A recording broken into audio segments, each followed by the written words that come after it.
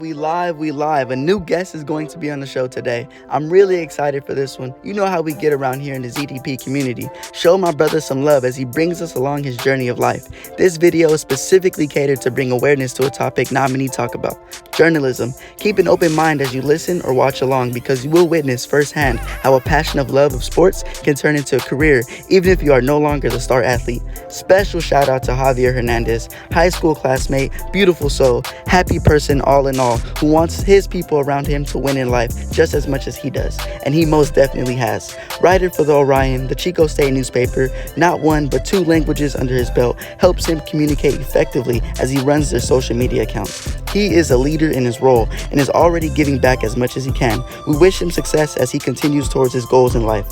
Let's get straight into business about his story. Hit that like button and share around the world. ZDP, you feel me? Icebreaker. So, throwback to pandemic 2020, you gotta wash your hands, right? Yeah. Are you leaving the water on to put the soap and as you're rubbing the soap in, or do you go straight in with the soap and water? You go straight in, bro. Like, you get the soap, like 10 seconds, dude. Okay, if people say wash your hands for 2 minutes, that's like bullshit, bro. Like, if you, a good 10-second scrub, bro, like, that shit will do the job, and then right into the water, another 10 seconds, you're out of it. Welcome back, YouTube family. As you can see, I got my boy right beside me. He's a little bigger than me, but I really got to see him grow from a toddler in diapers into a beast with a camera, digital camera at that. So, throwback to 2016, I moved over here, and who did I run into? This guy right here. Sir.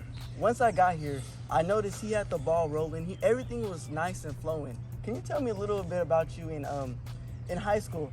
What type of person were you back in high school? Yeah, I mean, in high school, felt like I was more, not necessarily reserved, but I was too locked into like certain things. So like school and, football then was my priority.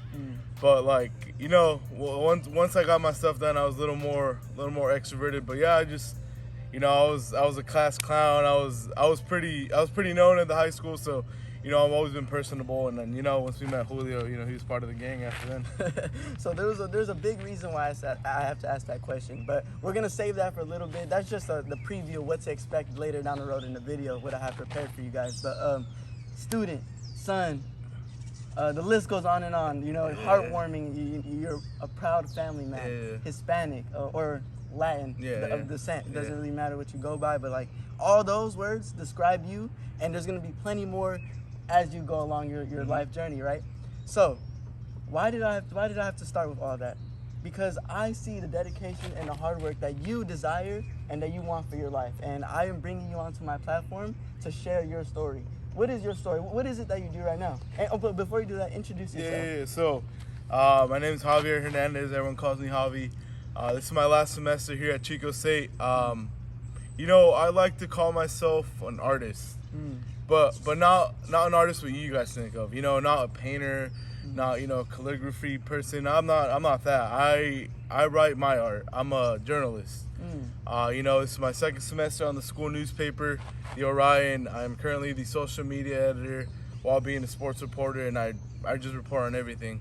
So what I do right now is I'm just trying to, get the athletes at Chico State their recognition. I'm just a person behind the pen and paper. I'm the ones telling their story, and so that's what I do. I just try to go out in the community, share unique stories, share stories of people of color. That's what I'm into. Like, giving recognition to those who don't see it every day. I like that. So we're gonna go in chronological order. This is what I like to do on my podcast, right? So we're gonna go from the age range from 5 to 10 years old. I'm gonna go back into the early brain of Javier Hernandez. Yeah. What was going through your mind around that time? What were you interested in? Where did you see your life taking you in the future? You don't have to tackle all those questions. I mean, but, what a lot of people don't know is I used to be such a introvert when I was a little kid. I was so shy. I had like 2-3 friends, and who I still have now, which is, it's a blessing. But like at the same time, like I wasn't myself in a sense. Like, I wasn't who I am right now. As Julio said, like, I'm an extrovert. I'm a people's person. But back then I was just kind of shy, and then I was I was I was really sustainable to bullying in a sense, because like I didn't know how to defend myself, I didn't know how to speak up for myself, and so that was kind of the beginning of the journey. But also, like, I used to love basketball, I used to love football. I've always loved sports, so that's where kind of the sports passion came to start. Okay. So were you playing these sports at that age, or were you just kind of just watching on the outside? Because I know right now in journalism, media, you're kind of behind the scenes. Yeah. Back then, were you a little bit more involved, or how did that go? Yeah, so I mean, I didn't start playing like actual sports till like middle school, but like when we were younger, obviously, Hamilton has the park, and then has the Edgewater Park and the basketball park. So like, after school, the homies and I would just pull up, shoot some hoops, play some, tackle football or soccer. So like, obviously, that kind of got the interest going. But like, I didn't play like organized sports till like middle school. Okay, for sure. And that leads me directly into my next age range is going to be 10 to 14. Right? Well, actually, let's do 10 to 13, right before high school. Yeah. So, did anything happen in that time span that changed you as a person? Oh yeah, I found my place in a sense. Like I said, I was more on the shy end.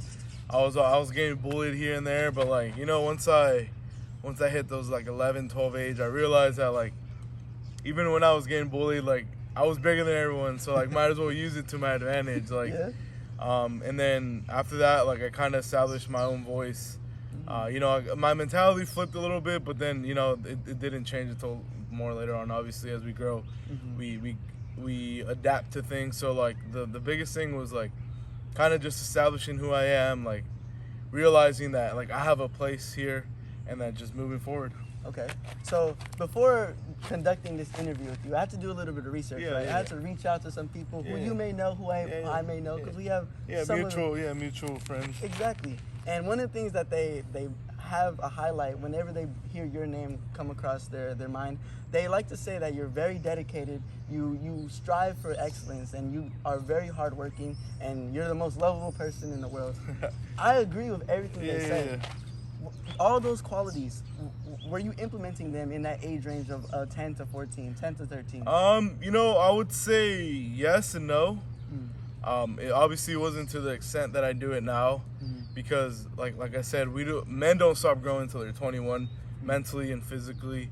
So I was doing my best. I was obviously so back in those days, I was more of a student than I was like an extrovert or an athlete in that sense. So like, I put a lot of my work and dedication to my schoolwork. Like I think I got like 2 B's growing up, like from first grade to like 8th grade. Like, I was just more into that side of life. But then after, obviously as you grow up, like my things started developing, and they started going into other aspects of life. Okay, for sure. Now we're gonna bring this along closer to the high school days. For some people, this is the glory days, and for this guy, that's not really the case, because he's been going up and up and up every single year. So freshman year, what was the highlight of freshman year for you? Honestly, it was probably starting on the football team. I was one of the. As a freshman? I was like one out of the 4 freshmen that started. So I think that kind of like gave me confidence going into high school. Like, I thought I was a hot shit. Oh, I'm one of the freshmen that was starting on the team. But like, honestly, it opened up like more opportunities. Like, I got to know more people. During football, I met some of my best friends I still have now. And then I met like some coaches that are going to be mentors for the rest of my life. So just like, being able to excel in something that wasn't academics kind of like, sparked everything else going forward. So do you think sports in freshman year, being able to start, you're getting your confidence up, you're like, hold on, I could actually achieve these things. Is that where you started to blossom as an individual, where you're able to communicate more professionally, or just having more fun with people? Kind of diverge into that path of life? Yeah, definitely I would say that, because obviously sports teach you a lot. They teach you discipline, they teach you, the biggest thing that taught me was teamwork and camaraderie. Those things go hand in hand in life.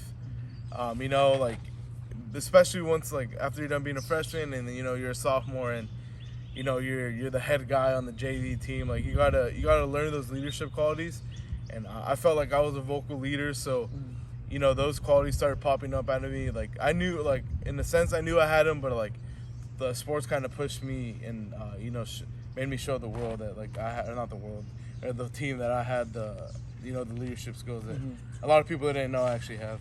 Okay. And leadership is a very broad subject. There's a lot that goes into leadership. What was one of the key aspects that you brought to the table in leadership? Were you being the example? Were you helping someone, showing them like, what did it look like for you? What type of things did it look like on a JV football team? Or you varsity, right? Varsity? Oh, so that was still JV. JV? Yeah. So, I guess, there was obviously some learning curves. I was an asshole here and there, but what I made sure to do was make myself available for people. Obviously, I led by example. I was the first person at practice helping set up. I was the last person at practice taking things back inside.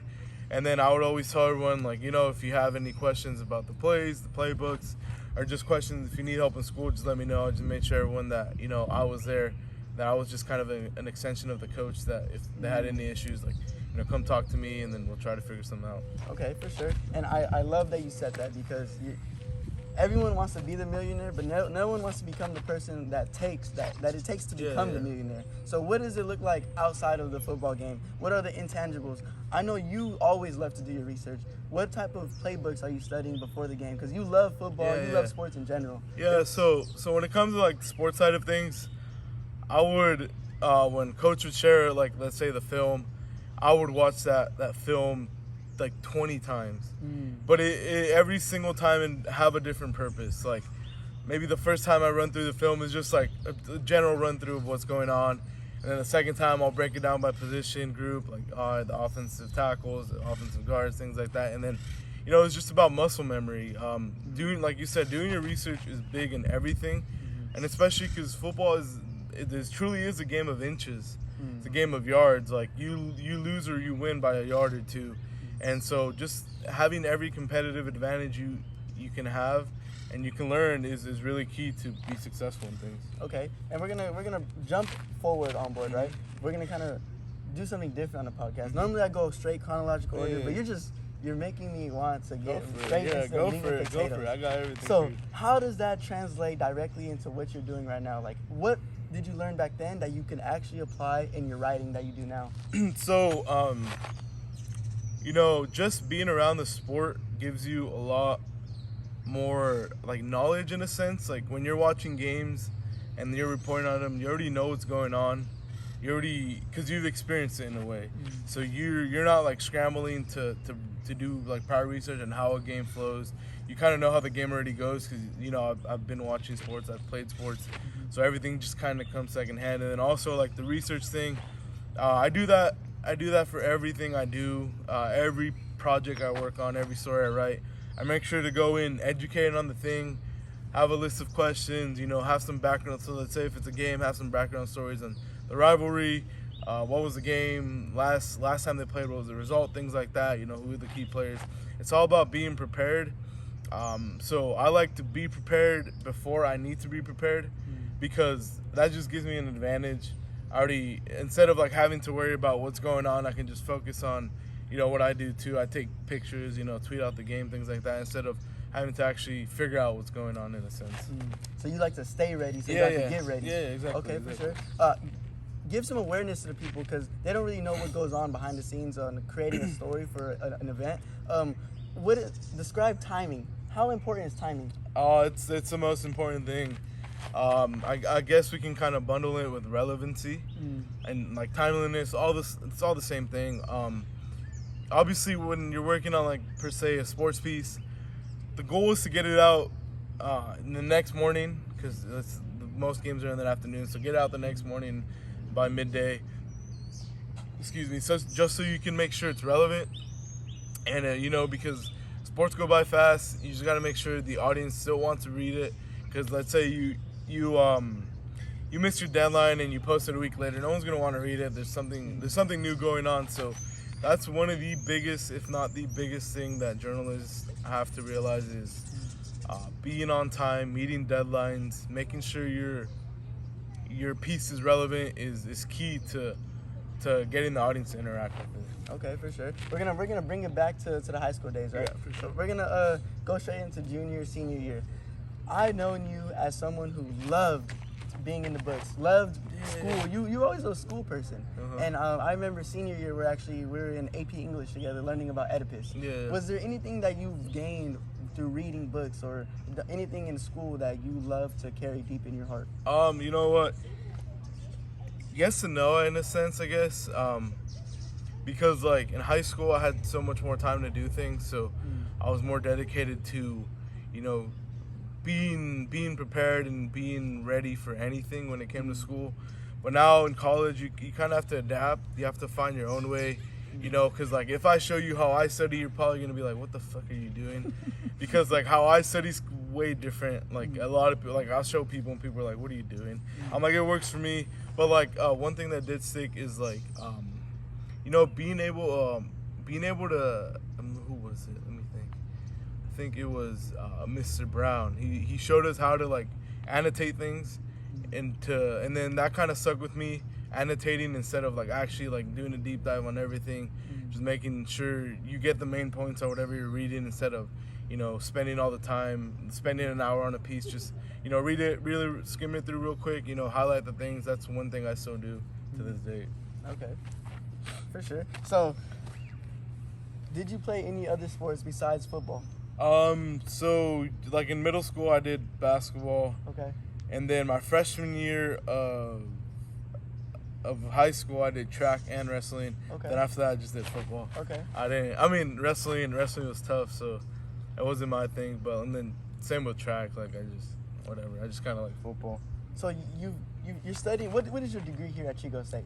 So I'm studying journalism with an option in news, and also minoring in psychology. Okay, for sure. How do you think that you're gonna gain the skills needed to be who you want to be in life with those majors? What are you learning right now? You know, it's all about details in a sense. You know, I feel like my writing is pretty good.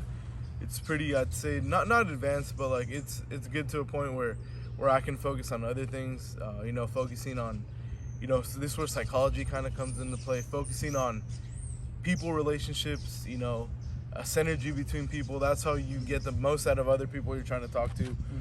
You know, and then when it comes to journalism, just kind of focusing on the little details. You know, making sure my punctuation is correct, things like that, because you know, everyone makes mistakes, but just the biggest thing is making sure just everything's lined up how you want it to be, and just, you know, just going with the flow, I guess, because I've already been through a lot of the classes I need to take when it comes to, like, you know, how to write, you know, things like that, how to make a deadline, you know, how to make a lead, like simple things like that. So I'm just kind of on the like end of the spectrum in a sense, because I'm just trying to finish everything up, but also making sure I take what I can from these courses at the end.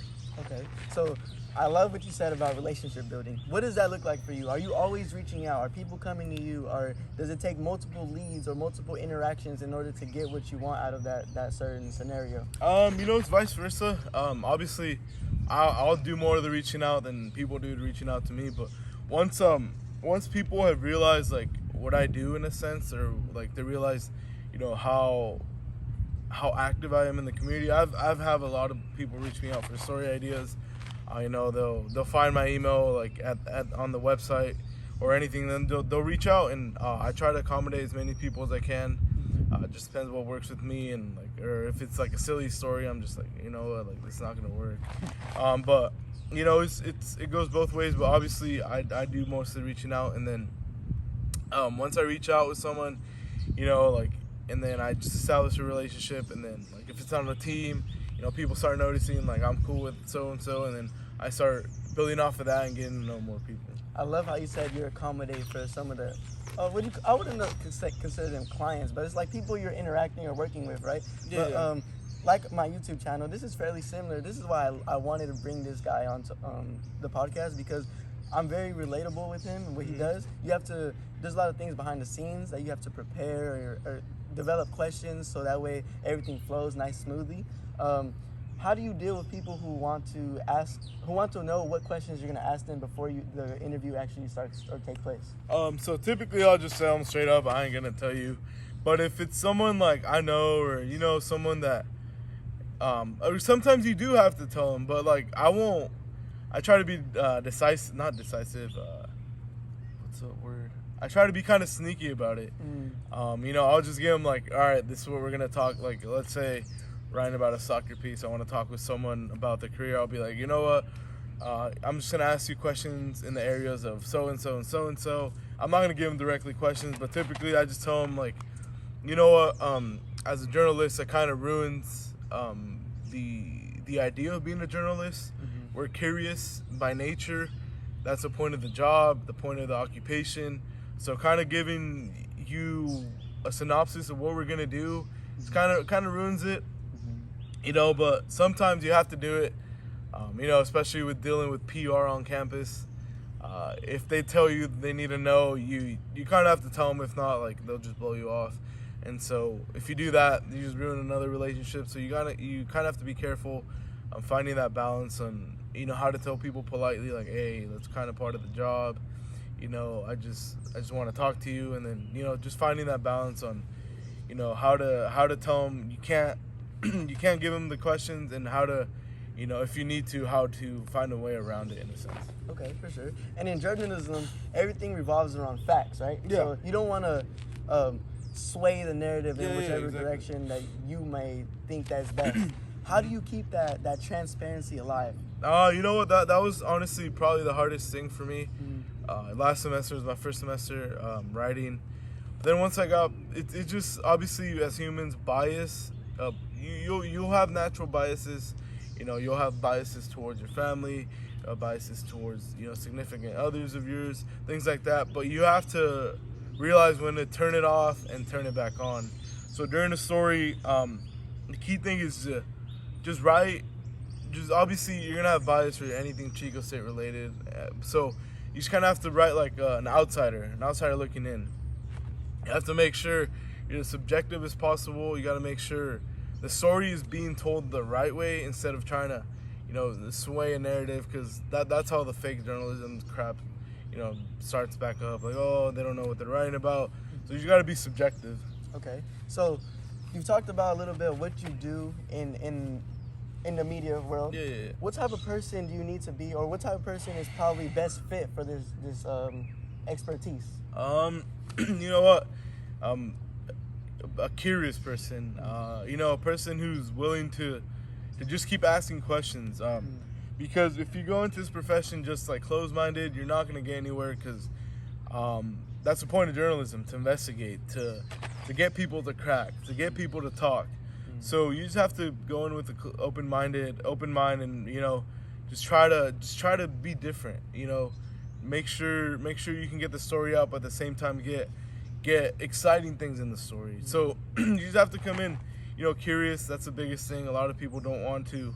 Obviously, interviewing people, talking to people can get nerve-wracking.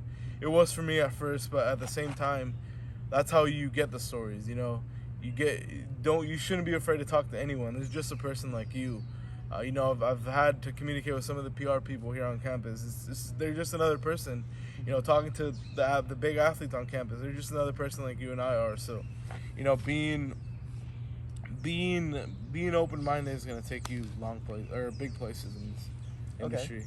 Do you believe in the power of words? Oh, 100%. So does that, like, are you careful with what you say, or do you have to find, like you said, a balance between juicy pieces or not? It depends. Obviously, in sports, there's less controversy unless there's some sexual conduct like we see in like bigger sports and like NBA, NFL. But you just have to kind of be just straight to the point when it comes to sports. But I have written pieces where I've written what I want to write. Like, they're called opinion pieces. That's what the name is, opinion. So like it's just what you do. And I've written about some controversial things like the John Gruden situation with the Las Vegas Raiders. I've written about machismo in Mexican culture. I've written about mocking Mexican culture during Chico Ween. I've written about mental health. So it's just when there's opportunities to get your opinion on there, it's important because most of the times the readers will get engaged with those pieces, but you have to make sure you do it just in those pieces. There is a way to I guess it's like establishing your voice in a sports piece, like finding like how you want to write it, but like you always have to be subjective. You always have to, you know, state the facts, because at the end of the day, like if I'm talking about a basketball game, the box score is everywhere. I can't be lying about like, oh, this guy had 50 points when he only had like 35. Right. You just have to get to a point when it comes to sports. Okay. And as a man of color, you said you touched on these Yeah. different topics that are not really talked about a lot. Do you feel like it's something that you have to have a weight on your shoulders, that you're forced to talk about these certain things because you're a part of it, or what sparked your interest for it? I wouldn't say I'm forced to. It's just I've for a lot of these things I've talked about, I read all the time, so I'll read articles about him, and then I'm just like, dude, like the author is like not understanding what the issue actually is. So what I want to do is give my opinion, which I've been told I have a big voice when it comes to writing those things, like give my opinion, but also do research on it. Like obviously it's called an opinion piece, but doing the correct research is always gonna go big time. It's always gonna go big ways, because you can't just formulate an opinion just off of, you know, your own common knowledge, because a lot of these things I have to kind of get a refresher, you know, re-educate myself on what things are, and then at the same time, you know, there are issues that are affecting my community, my people, that are affecting men, you know, people of color, women of color, you know, people in media. Like it's a little closer to home because I'm part of that community. You know, especially with like the machismo piece. I'm a person of color. I've seen it ruin people I know. I've also seen it, you know, ruin relationships, and then also like the couple of the NFL pieces I write. It's just sad to see, because it's because people of color run these institutions, but they don't get fair engagement, fair opportunity. So it's just kind of what I want the world to see from my perspective anyway. Okay, for sure. We're gonna switch the scene of the topic, right? So, what is one childhood experience that molded you into who you are today? I have a couple, but let's see. You can tell them. Yeah. You know what? It's just there's been a few, but the biggest one is probably like I guess having to grow up early in a sense. So I forgot the year. I think it's back in 07 or 06, one of those years. My dad had to go to Mexico because I think my grandmother was sick, and we had a flood in Hamilton, and it was just me, my mother, and my sister. And my sister was about like 5 years old, you know, and my mom was obviously I had to like step in the role of the man of the house, but because of necessity, not because of, you know, my parents weren't there, but just because my dad was in Mexico, and I was left with just my sister and my mom, and so I kind of had to grow up in a sense to make sure they were all right, because, you know, it flooded our whole house, our whole roof got ruined, like our house had to be redone, and so just kind of like seeing how things can go bad, and then having to step up in a role that I wasn't accustomed to, kind of like switch my mentality like going forward, because if I see something like I don't like, or like I see someone getting picked on or something like that, I want to step in because I know I have the power to. Just that experience kind of like sums up everything. Not everything, but like a big portion of like my mentality nowadays, I guess. Okay. So in what way did that change you? Did you feel like you were more inclined to step in or intervene with people? Like, because you said you suffered through bullying as well. Yeah. Is that closely related to, like, do you see that as a challenge that you have to face because of the flooding, because of your bullying? That how can you help other people avoid the situation? So like, I guess I always put others before myself, and I think that's the biggest thing. I try to step in when I see things aren't going well in a sense. You know, I've seen it here on campus where, you know, someone's getting followed and they don't notice, and you know, I try to kind of intervene, make sure the person's okay. I've seen it at bars. You know, drunk guys try to hit on, you know, other like drunk females. You can tell they're just both intoxicated, and it's gonna lead somewhere bad. So I just try to step in that sense, and it's just like. You know, that those experiences of getting bullied and, going through those adversities when I was young kind of like built that mentality in a sense. Just make sure to always stay 10 toes down. Make sure if you see something incorrect, to do the correct thing. It's just because I hate seeing people go through things. I hate seeing people get picked on, things like that. Okay, for sure. And do you feel like that's what led into you becoming interested in journalism? Like being able to have a voice, being able to speak up, not only for yourself, but for other people? Yeah, in a sense, I guess. It's a little different.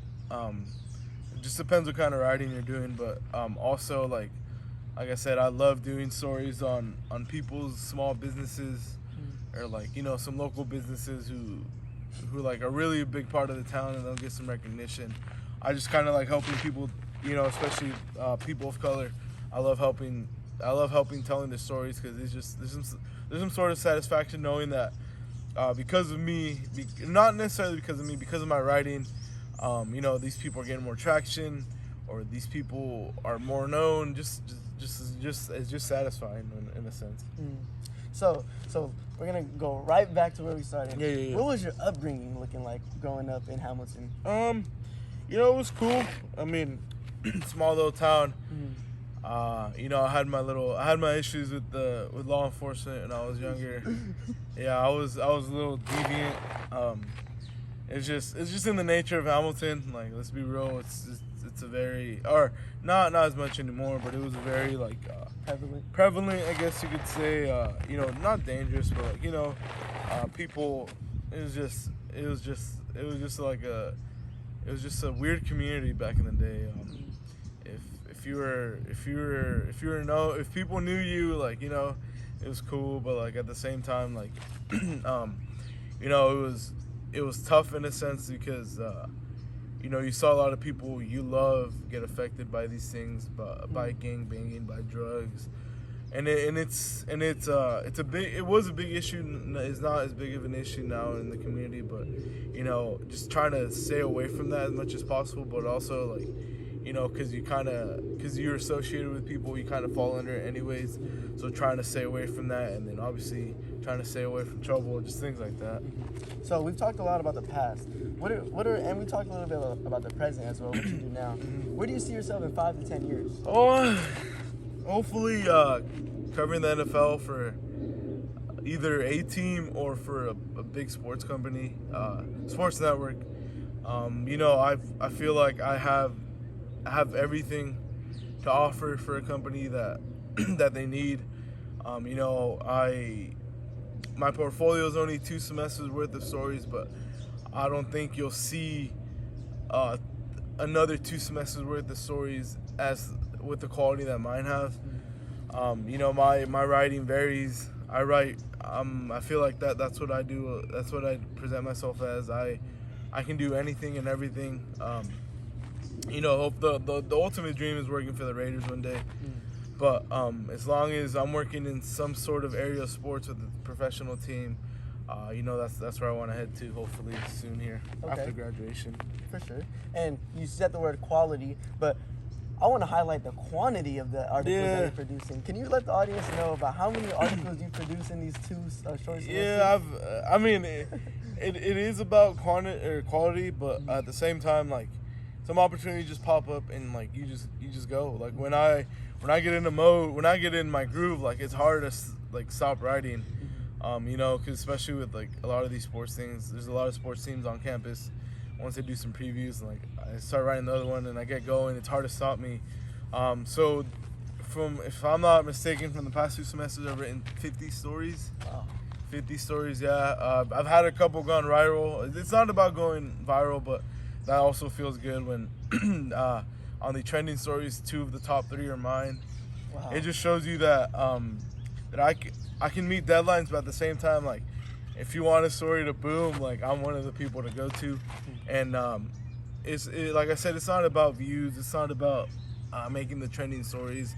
But the thing with those 2 stories is it was these stories that, like, the type of stories I was able to produce that, like, made me satisfied. Like, I did 2 stories on 2 local restaurants that I felt like needed some sort of shout out, some sort of some sort of Support. support. And so I was able to tell two very incredible stories, and it hit the community. And I'm glad it was those that, boomed instead of like my sports stories, because, it's just a sports story. So, I try to give my best work, but I try to produce as much as we can because right now we're short staffed. I'm not going to lie, it is rough. We only have about 12, 15 people on the staff. And I try to cover as much as I can because I want to give fair coverage to everyone, to men's sports, to women's sports, to, like I said, people in the community, people on campus. I try to give the most fair coverage as I can because I know everyone deserves love. So, it's not about, like you said, it's not, like I said earlier, and like you said, it's not about the quantity of stories, it's about the quality, but at the same time, I produce both. Okay. That's what I feel like. All my stories are solid as a rock. Some are better than others, some are a little whatever. But, at the same time, I can say that I give my all on each piece I've written. Okay. And so that's all that matters. For sure. And you said that you're short-staffed. Any words that you can say right now that can spark an interest, or if someone's already interested in, what can you possibly do to help guide them go into this field if they are wanting to go into it?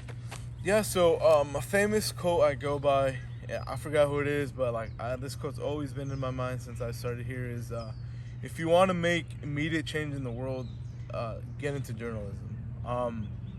People don't realize how powerful journalism really is, because the media and these politicians, whoever it is, they paint journalism as fake news, and I hate it because they are right in a sense.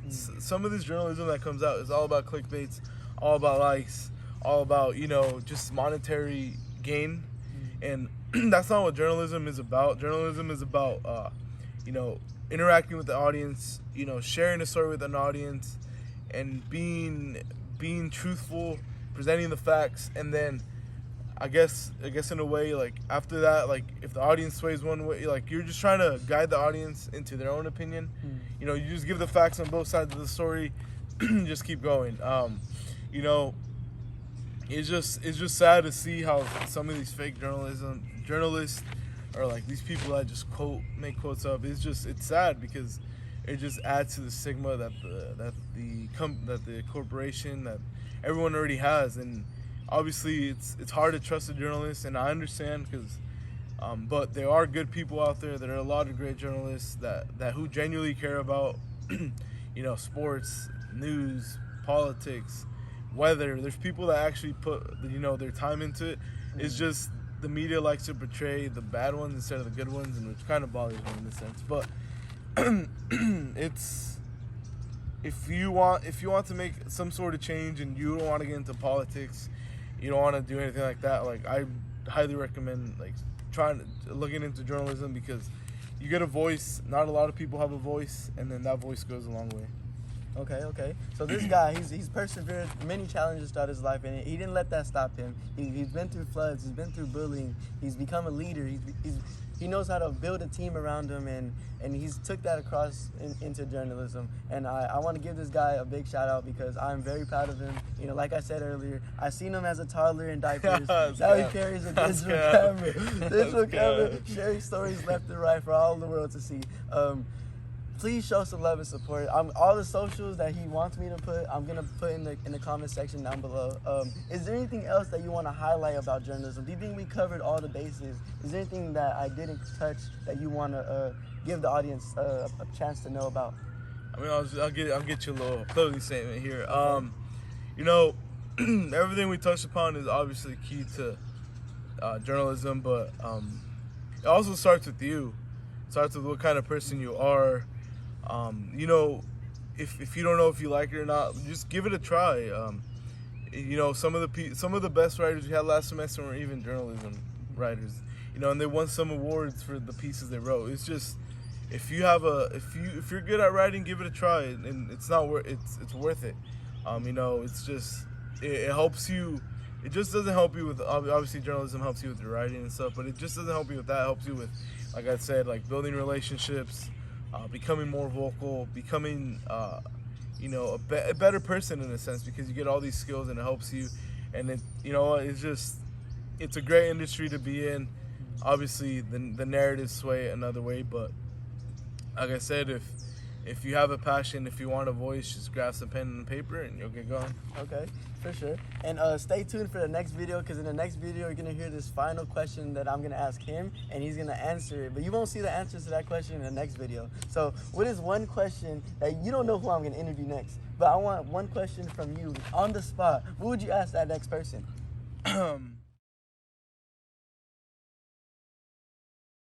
Also a big thing is finding a balance on hard work and your happiness or your mental, because if you sway too hard on one side, you're not going to be happy.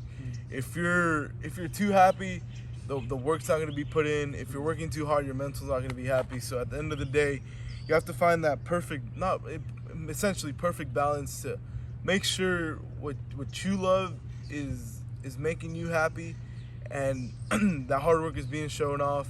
Because, like I said, if you go too much on one side of the scale, it's not going to work out. I love you, man. Thank you. Appreciate you, bro. You know, Man, it was a pleasure having you on board. Say don't play.